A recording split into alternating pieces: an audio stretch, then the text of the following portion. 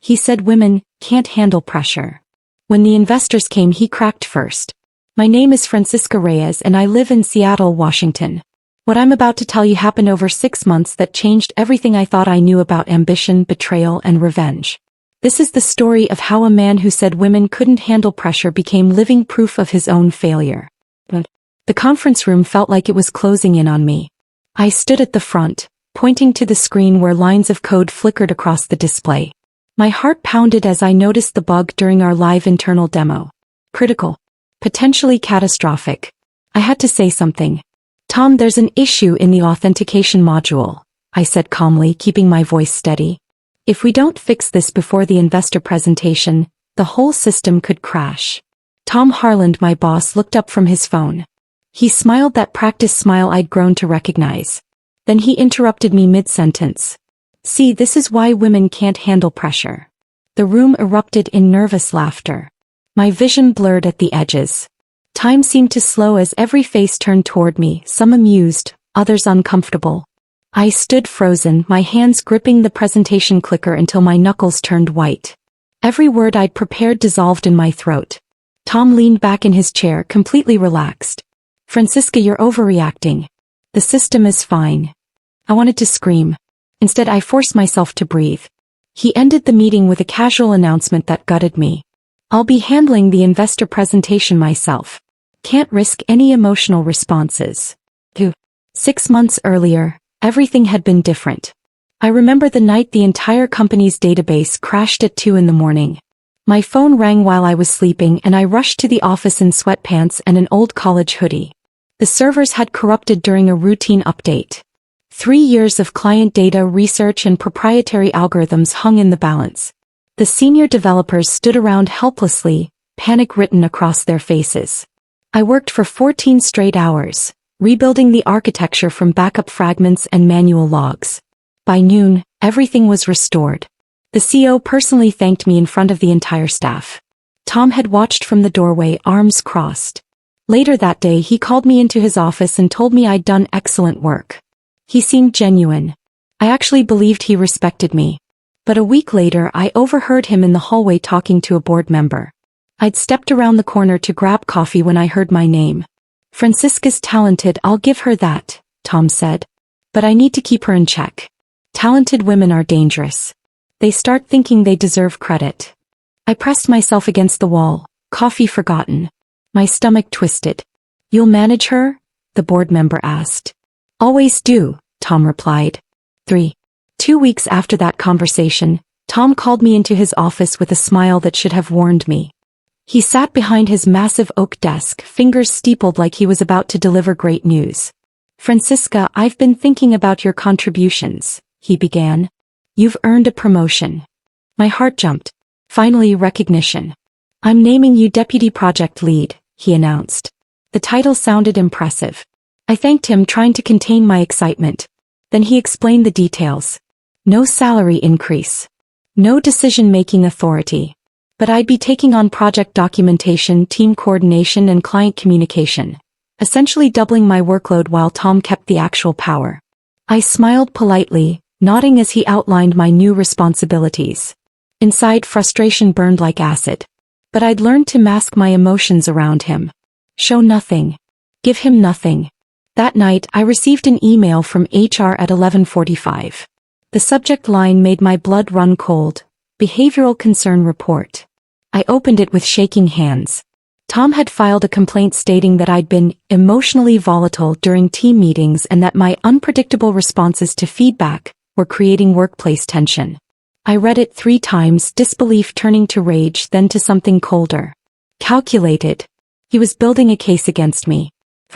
The pattern became impossible to ignore. Every project mistake, no matter who caused it, somehow landed on my desk with a paper trail leading back to me. Every breakthrough I achieved mysteriously became team effort in official reports, with Tom's name listed first. I started documenting everything. Late at night, after everyone left, I copied project files, email threads, meeting notes, and decision logs onto my personal encrypted drive. Every timestamp. Every version history. Every piece of evidence that proved my work. If you're enjoying this story so far, Please take a moment to like this story and also hit the subscribe button to get notified of our new series. I created folders within folders, organizing 6 months of proof that I was the architect behind our flagship product. Tom had been taking credit while I built empires in code. During a Friday afternoon team meeting, Tom made his move. He stood at the head of the conference table looking serious and authoritative. "I've decided to personally handle the investor pitch next month," he announced. "We can't afford any missteps. This is too important to risk emotional responses interfering with our presentation." His eyes flicked to me for just a moment. The message was clear. I was being erased. I arrived at the office at 6 in the morning on presentation prep day. The building was silent except for the hum of servers and the distant sound of a cleaning crew. I'd spent the previous night perfecting slides, graphs, and technical demonstrations. But when I opened the presentation file on the main server, my name was gone. Every single instance had been replaced with Tom's. My algorithm diagrams, my efficiency charts, my case studies, all attributed to him. My hands trembled as I scrolled through slide after slide. My research citations had been removed. My technical notes rewritten to sound like his voice. The introduction that had listed me as lead architect now read, Project Director, Tom Harland. I couldn't move. Couldn't breathe. At 9 o'clock the senior staff meeting began. I sat in the back row, silent and invisible. Tom commanded the room with practiced charm, clicking through my slides like he'd created them himself. Executives nodded approvingly. People asked technical questions and Tom answered with surface-level explanations that anyone could have memorized. Nobody looked at me. Nobody asked me a single question. As the meeting ended, Tom gathered his materials and made one final comment that felt like a knife between my ribs. "Under pressure I thrive," he said, smiling confidently at the executives. "Some people just crack." I made it to my apartment before I fell apart. The moment I closed the door, something inside me shattered. I slid down the wall onto the floor, hugging my knees, and cried harder than I had in years. Not angry tears. Grief. Pure, overwhelming grief for years of dedication that had been stolen and erased. My phone rang. My best friend, Camila, had texted earlier asking how the meeting went. I couldn't bring myself to answer. She called again. And again. Finally I picked up. "He took everything," I whispered. "Every piece of work. My entire career. Just erased." Camila listened as I poured out the whole story. When I finished, she was quiet for a moment. "Francisca," she said slowly, "you're the real deal. He's a fraud wearing your accomplishments like a costume. Don't fight dirty, you don't need to. Just outsmart him." Something in her words cut through my despair. He was right. Tom was a thief, not a builder. And thieves eventually get caught. I wiped my face, opened my laptop, and created a new folder. I named it Contingency. Then I started planning. 2 weeks later, during a late-night debugging session, something unexpected happened. Miles Chin, no Miles Porter, a quiet developer who usually kept to himself, pulled his chair next to mine. We were the only 2 people left in the office at 10:30. "Can I tell you something?" he asked, his voice barely above a whisper. I looked up from my code. "Sure." "Tom took credit for my work too," Miles said. His hands were shaking slightly. "A data compression algorithm I designed. He presented it as his own breakthrough at the board meeting last quarter." My heart raced. "Do you have proof?" "Version logs. Commit history. Email timestamps." Miles pulled out his phone and showed me screenshots. I was too scared to say anything. He threatened to fire me if I made waves. We talked for 2 hours that night. Miles wasn't the only one. We compared notes, timestamps, communication trails. A pattern emerged. Tom had been systematically stealing credit from at least 5 team members over 2 years. We agreed to keep documenting. Quietly. Carefully. As I packed up to leave, Miles mentioned something that made my blood run cold. "Also, Tom deleted your access to the final demo files yesterday." I saw the admin log. He was trying to lock me out completely. I scheduled a meeting with HR the next morning. Catherine Morrison, no, Catherine Wells, the HR director, greeted me with a professional smile in her glass-walled office. I laid out my evidence carefully. Documented proof of harassment. Credit theft. The false behavioral report Tom had filed. Catherine nodded along, taking notes. But something felt off. Her smile was too practiced. Too dismissive. Tom's under enormous pressure right now, she said gently, like she was explaining reality to a child. The investor presentation is crucial for the company's future. Maybe try not to take things so personally. These kinds of workplace dynamics can feel intense, but they're rarely as serious as they seem. I stared at her. He's systematically stealing credit and building false documentation to discredit me. Perception can be tricky, Catherine replied. Have you considered that maybe you're feeling undervalued because of stress? If this story resonates with you, don't forget to like and subscribe for more incredible true stories of workplace justice. I stood to leave, trying to maintain composure. As I reached the door, I noticed a framed photograph on the wall behind her desk. Catherine and Tom, both dressed in golf attire, arms around each other's shoulders, grinning at the camera. They were friends. I was completely alone. I started talking to people in other departments. Quietly. Carefully. An analyst named Jordan in finance. A coder named Priya from the mobile team.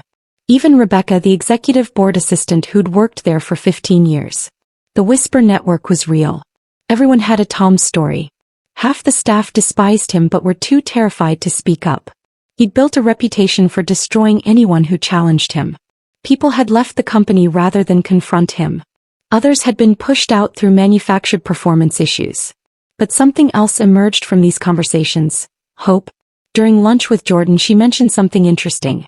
There's an investor named Julia Park who's been asking questions. She wants to know who actually runs the technical side behind Tom's presentations. My pulse quickened. What kind of questions? Specific ones, Jordan said. About algorithms, architecture decisions, implementation details. The kind of questions Tom can't answer. Julia Park had done her homework. She suspected something. That night, I made a decision that felt both terrifying and necessary. I was going to give Julia the information she was looking for. But it had to look accidental. I couldn't risk Tom finding out I'd gone behind his back deliberately. I created a complete demo video showcasing the entire system simulation. Every feature, every algorithm, every design choice. Explained in technical detail with my voice narrating. I showed the architecture diagrams I'd drawn, the code I'd written, the problems I'd solved. Then I uploaded it to our shared internal drive with a generic file name, system_demo_technical_overview.mp4. No labels. No obvious attribution. Just sitting there, accessible to anyone with proper credentials. Julia Park had those credentials. 3 days later, I was working at my desk when my email pinged. The sender made my hands freeze over the keyboard. Julia Park. The message was brief and professional. Tom, I'd like to schedule a follow-up meeting to discuss the impressive work Francisca presented in the technical demo. Please include her in our next discussion. She'd seen it. He knew. I forwarded the email to Tom per protocol, then sat back and waited. Within minutes, I heard his office door slam. Heavy footsteps stormed down the hallway. My office door flew open so hard it bounced off the wall. Tom stood in the doorway, his face red, his jaw clenched. My office. Now. Tom slammed his office door behind us. I'd quietly activated my phone's voice recorder before entering, keeping it in my blazer pocket. Don't ever go behind my back again, he hissed, stepping close enough that I could smell coffee on his breath. You think you're clever? You think Julia Park gives a damn about you? I said nothing. Let him talk. I built this department from nothing, Tom continued, his voice rising. You're just a cog in my machine. You want to play games? I will destroy your career. I'll make sure you never work in this industry again. I have connections you can't even imagine. He was unraveling, showing his true face. When the real pressure comes, he said, leaning against his desk, trying to regain composure, we'll see who cracks first. And trust me, Francisca, it won't be me. I met his eyes calmly. Is there anything else? His jaw tightened. Get out. I walked back to my office, sat down, and immediately backed up the recording to 3 separate cloud drives. Every word. Every threat. Documented and protected. Tom had just handed me ammunition. The next 3 weeks were the longest of my professional life. I focused entirely on perfecting the back-end system while pretending to be compliant and invisible. I attended meetings quietly, nodded at Tom's directives and never challenged him publicly. He grew overconfident, started dismissing me completely in team discussions, made jokes about keeping things simple for everyone to understand. The other developers looked uncomfortable but said nothing. Meanwhile, I ensured every metric, document, code commit, and system update showed clear authorship. My digital signature was embedded in everything. Version histories were pristine. Communication logs were time-stamped and archived. Tom was so busy performing confidence that he never noticed I was building an unshakable foundation beneath his feet. Then 2 days before the investor presentation, I received an email that changed everything. Julia Park. Francisca, we'd like you present in the investor briefing next week. Just to observe and provide technical support if needed. Tom would hate this, but he couldn't refuse without looking suspicious. I was going to be in that room when everything came to light. The final rehearsal was a disaster. Tom stood at the front of the conference room, sweating through his shirt despite the aggressive air conditioning. He clicked through slides, stumbling over technical explanations, mixing up terminology. The development team exchanged glances. Priya whispered to Miles, Francisca could do this blindfolded. Tom heard her. His face flushed red. Everyone's staying late tonight to run this again. I need to see loyalty and commitment from this team. We stayed until midnight, running through the presentation 7 times. Tom's performance didn't improve. If anything, the pressure made him worse. His hands shook when he tried to demonstrate the live system interface. During the final run-through, the software crashed. The screen went black. Error messages cascaded across the display. Tom froze, staring at the screen like it had personally betrayed him. What's happening? Someone fix this. The developers looked at each other helplessly. The system had crashed because Tom had been clicking through menus he didn't understand, triggering a data conflict that locked critical processes. Only I knew how to fix it. And everyone in that room knew it too. I stood up slowly and walked to the laptop. In 90 seconds, I'd resolved the conflict and restarted the system. Tom didn't even thank me. But I saw the fear in his eyes. The next morning, Tom gathered the entire team for what he called a morale meeting. Julia Park was scheduled to visit our office that afternoon for a pre-briefing walkthrough, and Tom was performing damage control. I want to take a moment to acknowledge someone, Tom began, his smile forced and artificial. Francisca has been an integral part of this project. Couldn't have done it without her. His tone dripped with sarcasm masked as praise. A few people clapped politely. I nodded, keeping my expression neutral. Julia arrived at 2 o'clock. She toured the office, asked questions, shook hands with team members. When she reached me, something shifted in her expression. Recognition, maybe respect. Francisca, she said warmly. I've been impressed by your technical documentation. Very thorough. Tom jumped in quickly. She's learned a lot under my leadership. Julia's smile didn't reach her eyes. I'm sure. As the tour concluded, Julia pulled me aside near the coffee station. Tom watched from across the room, pretending to check his phone but obviously monitoring us. Julia spoke quietly. You built this, didn't you? 3 words. A simple question. But the way she asked it, direct, knowing, unafraid, made my throat tighten. Yes, I whispered. Julia nodded once, her expression unreadable. Good to know. She walked away, leaving me standing there with my heart pounding. Tomorrow was Investor Day. And Julia Park knew the truth. The morning arrived with crystalline clarity. I woke at 5, showered and dressed in my most professional suit, navy blue, tailored, confident. I looked at myself in the mirror and barely recognized the woman staring back. 6 months ago I'd been eager and hopeful. Now I was something harder. Something forged in betrayal and humiliation. Tom arrived at the office in an expensive new suit, his hair perfectly styled. He radiated fake confidence, laughing too loudly at jokes, slapping backs, acting like he owned the world. I sat in the corner of the glass-walled conference room as investors filled the space. Julia Park entered last, followed by 3 senior partners from her firm.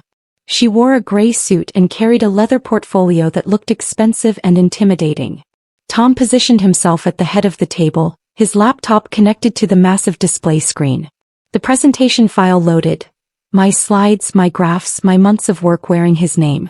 If you're hooked on this story, please like, share, and subscribe so you never miss our next post. Julia caught my eye from across the room and gave the smallest nod. So subtle that if I'd blinked I would have missed it. She was ready. I was ready. Let's see who cracks under pressure. Tom launched into his presentation with practiced enthusiasm. He smiled, gestured confidently, and spoke about innovation and market disruption like he'd invented both concepts. For the first 20 minutes, everything went smoothly. Then came the live demonstration. Tom clicked to launch the system interface. The loading screen appeared, progress bar crawling across the display. Then it froze. The bar stopped moving. Error text flickered at the bottom of the screen. Tom clicked again. Nothing. He closed the window and reopened it. Still frozen. The conference room fell silent. Investors leaned back in their chairs watching. Waiting. Sweat formed on Tom's forehead. He laughed nervously. Just a small technical hiccup. This happens sometimes with live demos. He tried restarting the entire application. The system crashed completely, showing a critical error message. Tom's hands were shaking now. There must have been a bad update pushed last night. The system was working perfectly yesterday. He looked around the room desperately, his eyes landing on Miles, then Priya, then finally me. His expression was pure panic. The confident mask had completely shattered. Julia Park's voice cut through the tension. Francisca, can you take a look? Every head turned toward me. Tom's face went pale. I stood up slowly and walked to the front of the room. Tom stepped aside and I could smell his fear, sharp and acidic. I sat at the laptop and scanned the error messages. The problem was obvious. Tom had modified a configuration file without understanding what it controlled, breaking dependencies across 3 modules. My fingers moved across the keyboard. I opened the terminal, rolled back his changes, reinitiated the connection protocols and rebuilt the runtime environment. 2 minutes. That's all it took. The system launched perfectly. The interface loaded smooth and responsive. Spontaneous applause broke out across the room. Julia was smiling. The other investors looked impressed. Could you walk us through what you just did? Julia asked.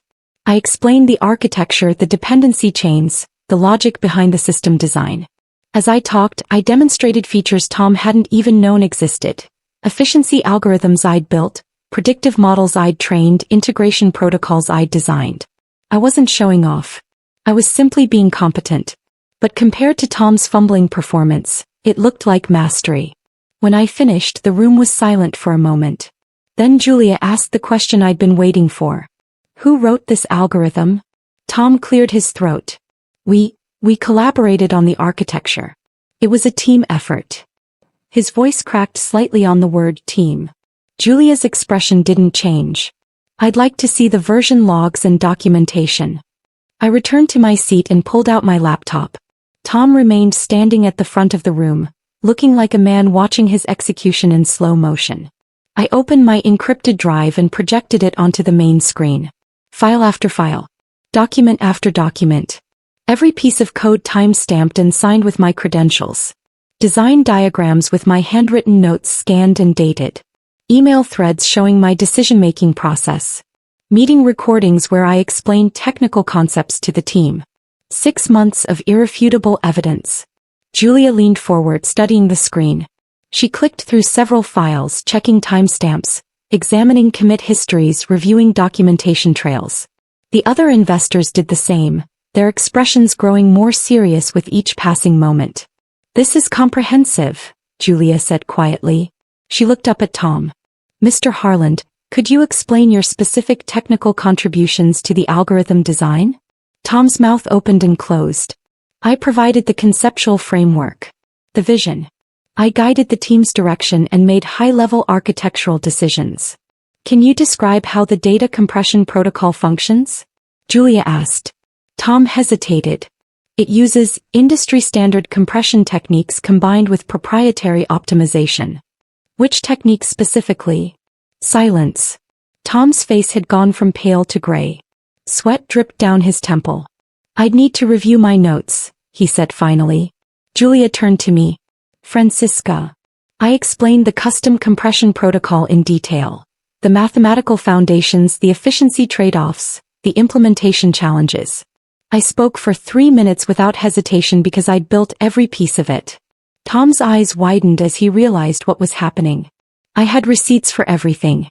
And he had nothing but lies. Tom started arguing midway through my explanation. His voice rose, cutting me off. I think we're getting too deep into technical details here. What matters is the big picture. Leadership isn't about coding, it's about vision. About managing people. About making strategic decisions under pressure. The room shifted uncomfortably. Julia's expression hardened. Tom kept talking, his composure unraveling word by word. I've been in this industry for 15 years. I know how these projects work. The person at the front doesn't always do every little task. That's what teams are for. That's what delegation means.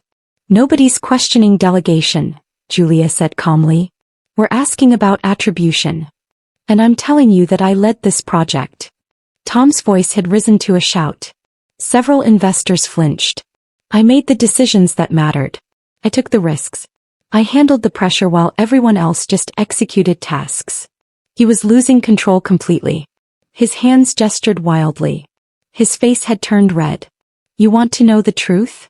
Tom continued, pointing at me. Women get too emotional for real leadership positions. They crack under pressure. They can't handle the weight of serious responsibility. I've seen it 100 times. The conference room fell absolutely silent. Julia Park stared at him with an expression of cold disbelief. The other investors looked stunned. One of them slowly closed his laptop. Tom seemed to realize what he'd just said. His mouth opened but no words came out. He looked around the room desperately, seeing his career collapse in real time. Too emotional? Julia repeated, her voice ice. That's your professional assessment? Tom had just destroyed himself with his own words. The silence stretched for what felt like hours. Tom stood frozen at the front of the room, realizing too late that he'd crossed a line he couldn't uncross. His attempt to defend himself had become a confession of his deepest bias. Julia closed her portfolio with a deliberate snap that echoed in the quiet room. Mr. Harland, I think we've seen enough for today. Tom tried to salvage something. I apologize if that came out wrong. I was simply trying to explain. Please don't, Julia interrupted. Her tone was professional but absolute. We have everything we need. The other investors stood, gathering their materials. They thanked me individually, shaking my hand, asking for my direct contact information. Tom stood to the side, invisible and irrelevant. As the investors filed out, Julia approached me. We'd like to schedule a private follow-up meeting. Tomorrow morning if possible. Without Mr. Harland. She said it loud enough for Tom to hear. I nodded, keeping my expression professional despite the adrenaline flooding my system. I'll make myself available. Julia smiled for the first time all day. Excellent. We need to discuss the project's future. And we need someone who can actually handle pressure. She walked out, leaving Tom standing alone in the conference room. He looked at me, his expression a mixture of rage and desperate fear. I picked up my laptop and walked past him without a word. There was nothing left to say. He'd said it all himself. The private meeting took place in a downtown restaurant. Neutral territory, professional but comfortable. Julia arrived with her 2 senior partners. I brought nothing but my laptop and 6 months of documented truth. We've been watching this company for a while, Julia began once we'd ordered coffee. We conducted background research on the technical team before committing to investment. Your name came up repeatedly as the actual architect behind your flagship product. My heart pounded. I didn't know that. We make it our business to know who really builds the things we invest in, one of Julia's partners said. Tom Harland is a talented salesman. But he's not an engineer. And he's definitely not a leader. Julia leaned forward. We're prepared to make significant changes to the company's leadership structure as a condition of our investment. But we need to know if you're prepared to take on that responsibility. I thought about Tom's words. Women can't handle pressure. Can you handle the pressure? Julia asked directly. I met her eyes. I've been handling pressure for 6 months while someone else took credit for my work. I've been handling pressure while being undermined, erased and threatened. I've built something extraordinary while being told I was too emotional to lead. I paused, letting my words settle. So yes, I can handle pressure. The question is whether this company is ready to support someone who actually does the work instead of just talking about it. Julia smiled.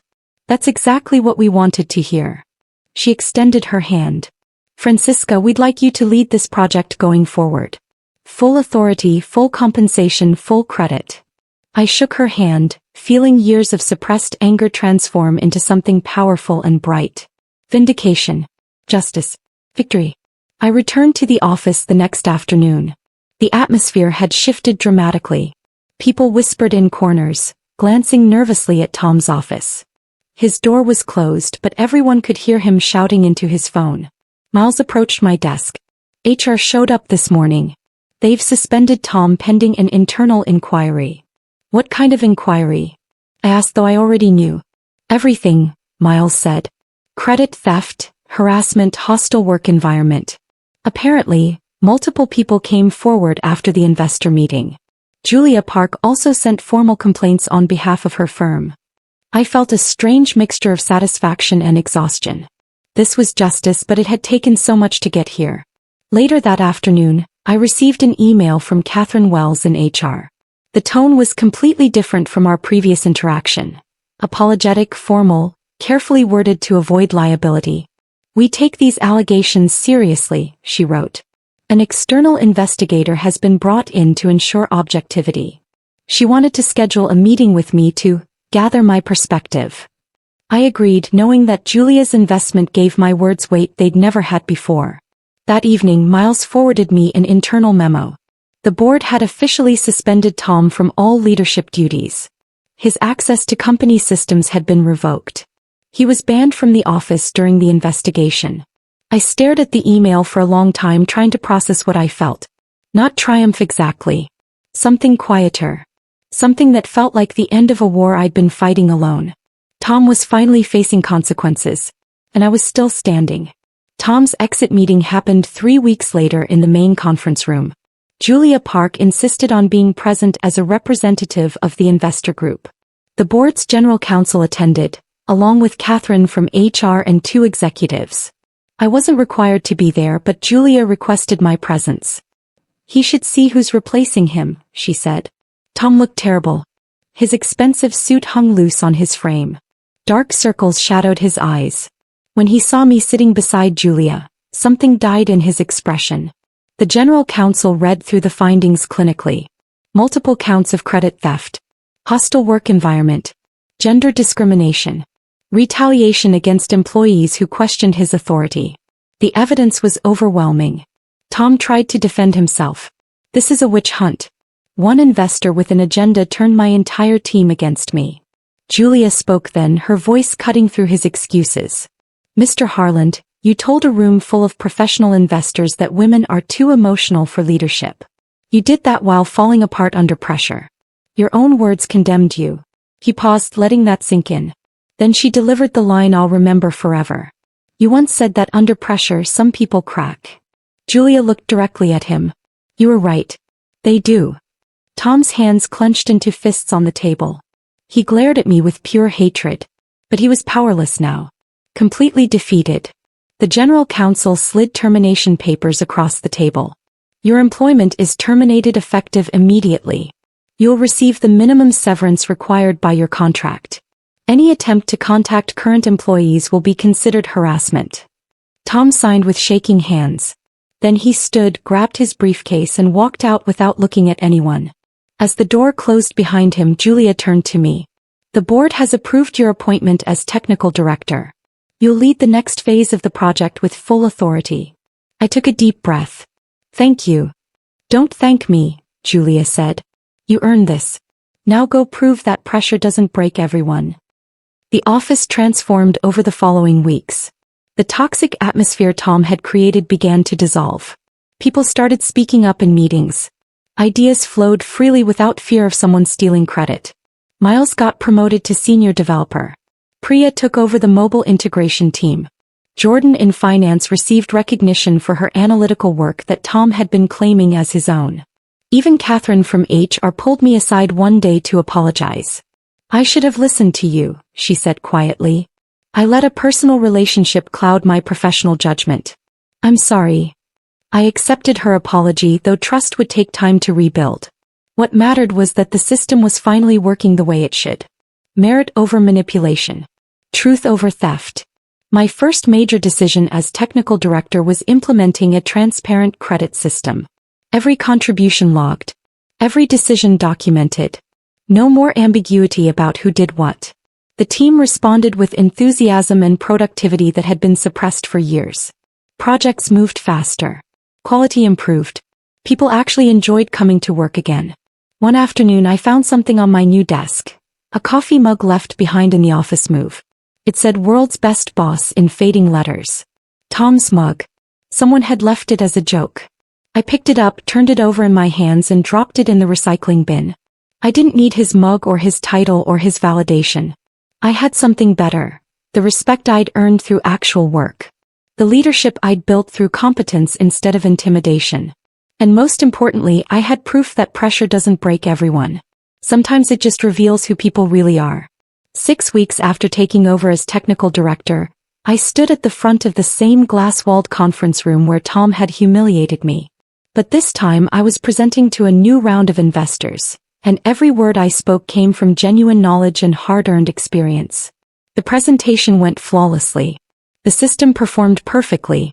The investors asked challenging questions and I answered every single one without hesitation. As we wrapped up, a new intern named Ashley approached me nervously. She just joined the team the week before, fresh out of college, full of enthusiasm and fear. "Can I ask you something?" she said quietly. "Of course." "What if something goes wrong during my first presentation? What if I mess up in front of important people?" I looked at this young woman, seeing myself 6 months ago, and smiled. The answer came easily because I'd lived it, survived it, and emerged stronger. "Pressure doesn't break you," I told her. "Pressure just shows who you really are. If you've done the work, if you know your material, if you've built something real, then pressure is just another test you're already prepared for." Ashley nodded, but I could see she was still uncertain. "Here's what I learned," I continued. "There are 2 types of people under pressure. Those who've been faking it and those who've been building it. When the moment comes, the fakers crack because they have nothing real to stand on. But the builders? We just get to prove what we're made of." I thought about Tom wherever he was now. About his confident smile that had hidden nothing but theft and insecurity. About the moment he'd called women too emotional while literally falling apart in front of investors. The person who said women can't handle pressure? I said to Ashley. When the investors came, he cracked first. Ashley smiled. He understood. And as I walked back to my office, my real office with my real title earned through real work, I realized that revenge wasn't about destruction. It was about building something so undeniably true that lies couldn't survive in its presence. Tom hadn't been defeated by me. He'd been defeated by reality. By the simple fact that competence eventually wins over confidence tricks. By the truth that pressure doesn't create character. It reveals it.